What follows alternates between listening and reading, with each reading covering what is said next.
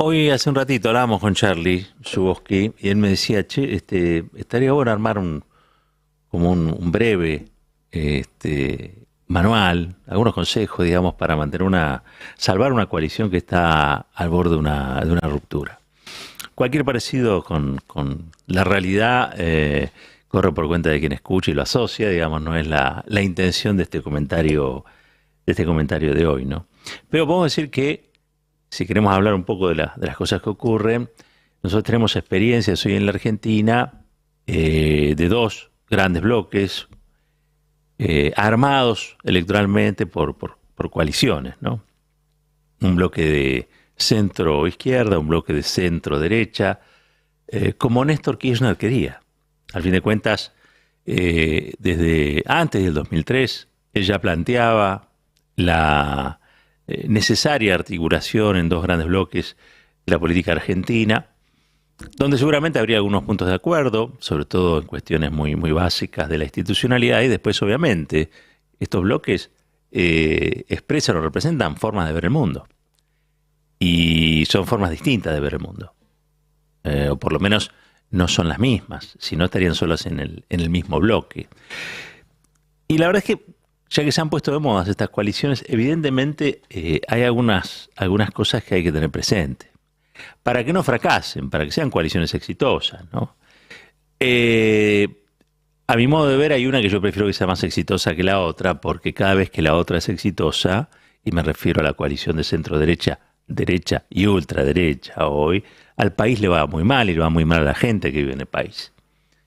Pero es cierto que hay algunas cosas que son comunes, ¿no? Si uno se fija en la charla que han tenido ahora Larreta y Macri en el sur, bueno, todo parece ser la antesala de una forma en la que se van a terminar resolviendo las candidaturas allí en Juntos por el Cambio, en la que Mauricio Macri hará la suerte de padrino y bendecirá dos listas que compitan entre sí, una más, si se quiere, atenta a las formas y otra desatenta a las formas, como es la de Patricia Bullrich. Es decir, la atenta a las formas sería la de Larreta, capaz de incluso producir algún quiebre en el frente de todos, ¿no? Digo, Perotti, Schiaretti, están armando algo allí que probablemente coincida con eso, o se prepare para coincidir con eso.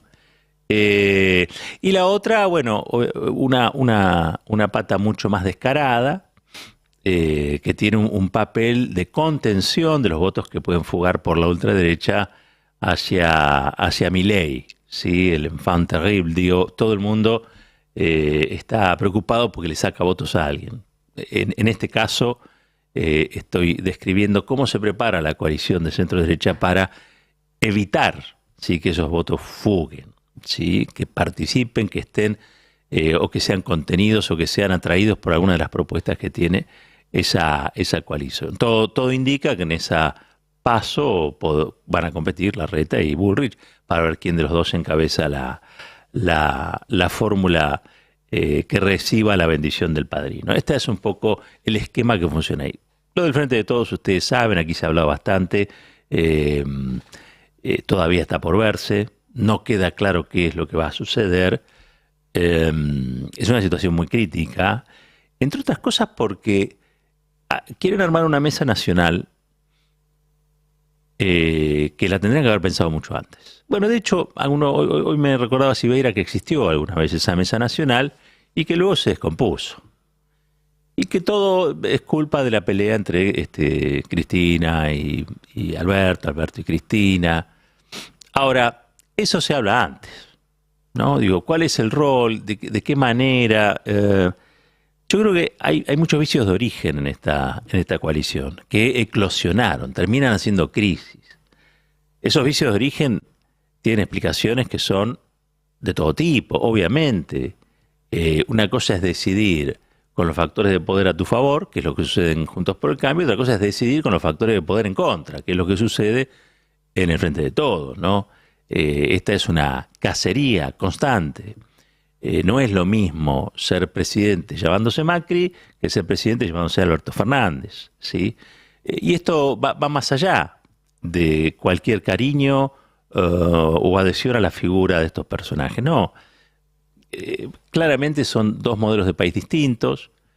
Claramente, al interior del Frente de Todos hay divergencias, pero está clarísimo que todo lo que está contenido en el Frente de Todos no está contenido en Juntos por el Cambio.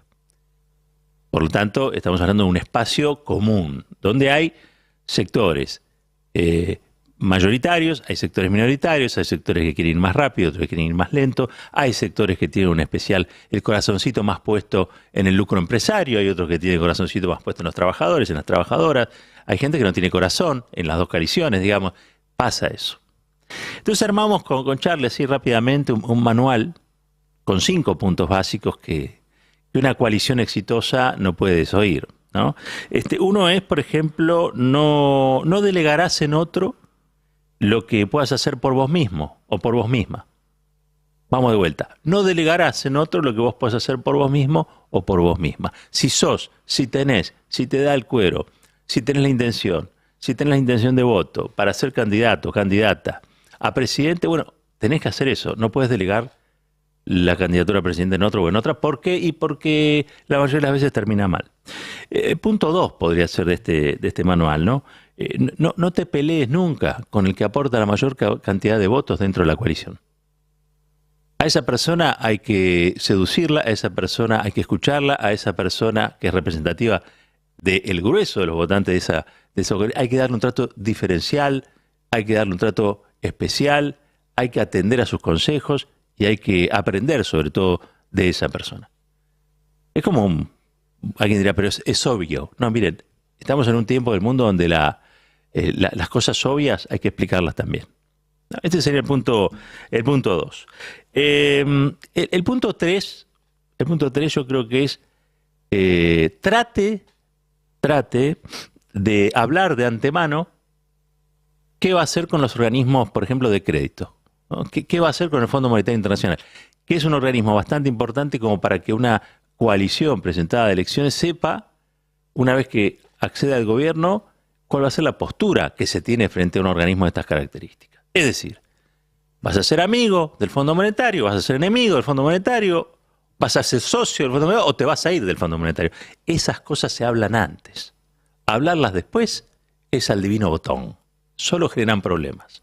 Este es el punto 3. Después tenemos un cuarto, ¿no? Es difícil de cumplir porque toda prohibición, inconscientemente, ustedes lo saben, es un mandato a incumplir la prohibición. El no funciona como puerta abierta. El no funciona como llamado a la transgresión. Pero vamos a suponer que existe el no. Entonces es, este punto para mí fundamental, prohíban por 2 años el uso del off the record. Listo, por 2 años no hablamos off the record. Todos nos lo decimos en la cara o en privado. Pero no nos operamos por los diarios. Mira, no, pero si no se operan por los diarios no existe la política. Probablemente. Bueno, entonces tendrás que inventar otro tipo de política. Pero lo cierto es que es un punto importante para tener en cuenta si querés tener una coalición sana, rozagante, que pueda dar respuestas a los problemas que tiene la sociedad. Y la verdad es que el quinto punto creo que es el más filosófico, si se quiere, ¿no? de una coalición. Y es que la unidad no existe porque sí en el aire. A la unidad hay que arroparla, a la unidad hay que darle de comer, a la unidad hay que acariciarla, a la unidad hay que cuidarla. Y tampoco existe la unidad en el vacío. La unidad es también, más allá de todos los cuidados que demanda, es también la unidad alrededor de algo. Hay que generar condiciones para que esa unidad sea siempre sostenida por algo en común, que no puede ser exclusivamente el miedo. No, armar una unidad en función del miedo, cuando se te pasa el miedo no sabes por qué estás con el otro. Entonces lo indispensable allí es que sea una unidad basada en algún tipo de presupuesto ideológico en el que haya coincidencia. Porque, insisto, el miedo es pasajero. Las coincidencias ideológicas, si bien pueden ser también a veces pasajeras, cuesta un poquito más. Son coincidencias, se supone conceptuales, se supone doctrinarias, se supone que una coincidencia es que miramos las cosas parecidas. Bueno, son 5 puntos. Es un humilde aporte a que las cosas funcionen como deben funcionar, ¿sí? En este momento en el que yo creo hay un riesgo muy grande de que la política vuelva a ser esa cosa desvaída, poco convocante, que era en los 90. ¿No? En los 90 a los jóvenes no les interesaba la política, eran capaces de votar a Clemente, ¿sí? Y bueno, y capaz que hay alguno por ahí que está también aturdido y quiere votar a Milei. Con lo cual, se parece. Nosotros tenemos que hacer esfuerzos para que nunca más el tiempo que nos toca vivir se parezca a esos 90. Para los que lo vivieron, creo que saben de lo que les estoy hablando. Y para los que no lo vivieron, bueno, básicamente imagínense un páramo, imagínense un desierto, imagínense cuerpos muertos que no desean absolutamente nada, imagínense gente que le tiene casi miedo absolutamente a todo, imagínense un país de esas características donde tienen riqueza y las rematan, donde hay gente que tiene empleo y se lo sacan, donde los jóvenes son reprimidos, donde los jóvenes no son ni siquiera tenidos en cuenta. Esos fueron los 90 y donde la política hablaba de cosas que a la mayoría de la gente no le interesaban. Y donde daban por sentado que había una fatalidad que era que los genocidas pudiesen caminar por la calle, o daban por sentado también una fatalidad, y es que el Fondo Monetario tenía que auditar las cuentas nacionales. Bueno, todo eso eran los 90. En la medida que hagamos lo posible, y a veces también un poquito de lo imposible, para que los 90 no vuelvan, vamos a estar en la buena senda. En la medida que retrocedamos y haya riesgo de volver a ese tiempo, bueno, entonces vamos a tener a los problemas que ya tenemos, problemas todavía más enormes o más grandes. ¿Por qué? Porque una sociedad que descree, una sociedad sin esperanza, una sociedad que acepta la exclusión, es una sociedad en la que es muy difícil vivir. Es una sociedad sin amor por el otro. Es una sociedad que no cuida sus cosas, no cuida su patrimonio. Miren, en esa época se había puesto de moda, yo creo que lo había hecho Telenoche, un informe. Con esto termino. Telenoche Investiga o Telenoche Especial, alguno de esos programas que hacía Canal 13.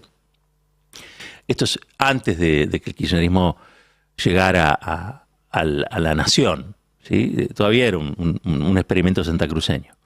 Pero por ese tiempo, me acuerdo, hicieron un estudio, un informe sobre los recursos naturales, ¿no? Y alertaba, Clarín en ese tiempo, que venían por los recursos naturales, que era un grito que cada tanto daba Elisa Carrió.